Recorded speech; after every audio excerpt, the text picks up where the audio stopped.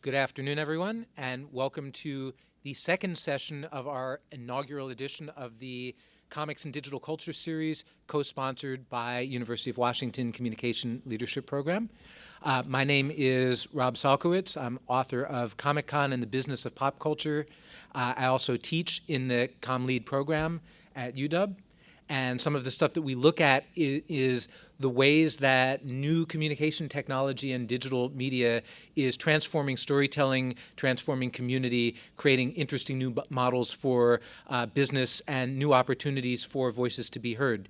And when we talk about comics and digital culture, one of the most exciting manifestations of this is the ability of independent creators and people who have their stories to tell who may not necessarily want to deal with traditional publishing apparatus to have their work out in public, to be seen, to be bought, to be told, and to be spread around and build their own communities. And one of the leading people and organizations that is pushing the envelope on some of this stuff is Monkeybrain Comics. Monkeybrain is a digital imprint that was launched in the summer of 2012 by New York Times bestselling writer Chris Roberson and TV and commercial film producer Allison Baker. Allison is here with us this afternoon. She's going to be talking about the opportunities for digital creators in this new world. Give a warm welcome to Allison Baker.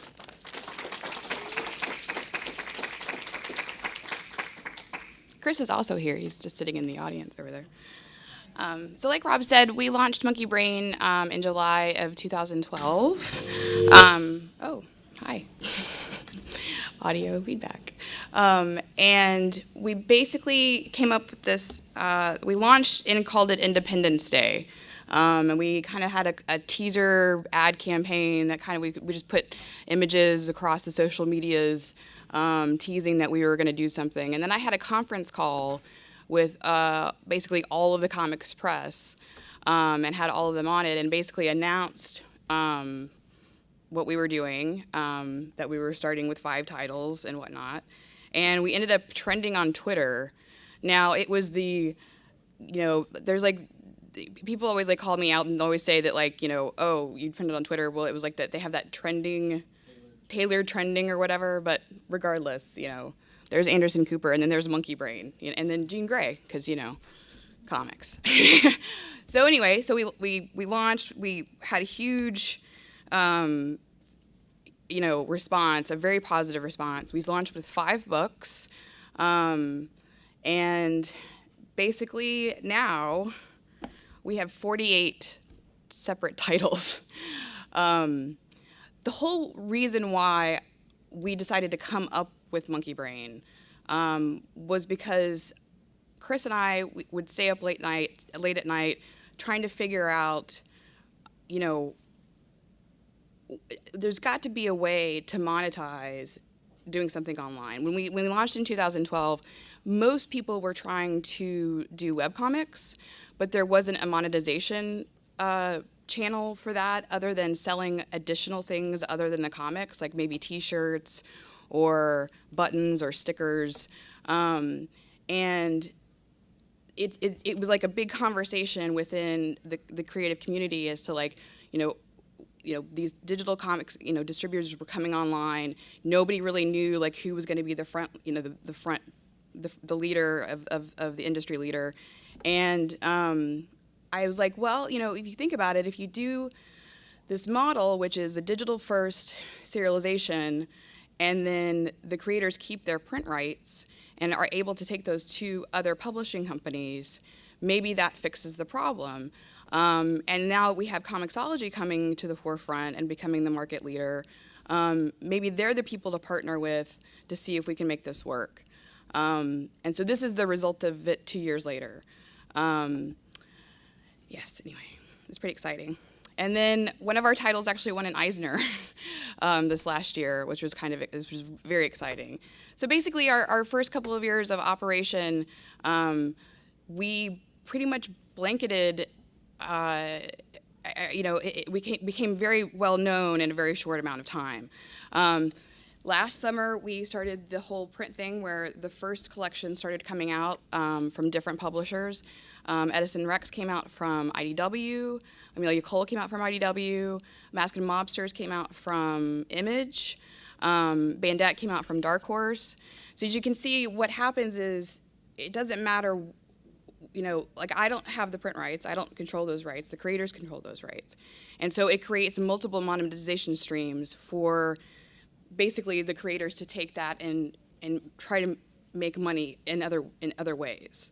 Let's see. So these are the books currently on the slate to be published or have been published by various companies.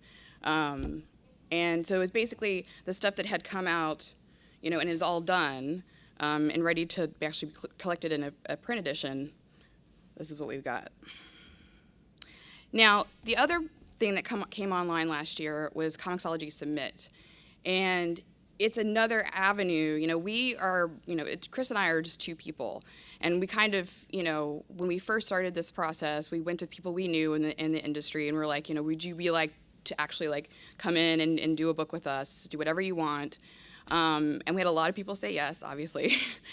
And, but we have a, while we can expand the model where there's not a lot of capital risk involved for us, this wasn't in place when we started, but now it is. And they launched in last year, and as you can see, they're 6th in all downloads released for the last year. Now these are all their own stats, and they know what they are because they're Comixology. 10th in gross revenue among all releases for past year, and I imagine that's considering all of the different publishers that go through them. They have over 1,000 titles that they're selling, with 26 countries represented from people from different countries. Basically, their deal is, kind of very similar to us. It's a 50-50 deal. It's a 5 years non-exclusive license, so you could do digital through Submit, or if you wanted to do a PDF of your own comic and sell it on your website as well, you could do that. And they've done a really good job at really marketing those books as well. And one of the examples of that is The Bunker, which is a title by Josh Fialkov and Joe Inferior. And they came out as a Submit title. It became a really top-selling book. Basically got a TV deal and a print deal, all at the same time. So basically, what these model does is enables the creators to have a lot more control over their rights, first of all, but also be able to sell those rights to various different people where the capital risk is kind of spread around to different publishers and different entities. It's not all in one basket, basically. Anyway, so that's that. Oh, yeah, and so it's interesting because we all kind of popped up around at the same time. I've got Peter Krause is also in the audience, who's collaborates with Mark Waid on the Insufferable title from Thrillbent.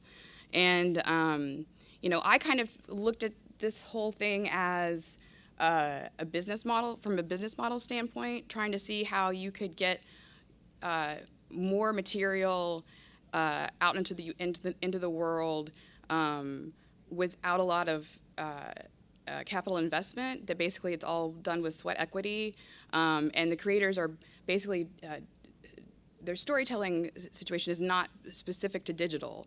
It's basically that the digital is the distribution system for it to get out there and to build an audience, because a lot of problems with traditional publishing is that it takes a lot of money to create the book in the first place, as far as paying for the art and paying for the writers with page rates and whatnot.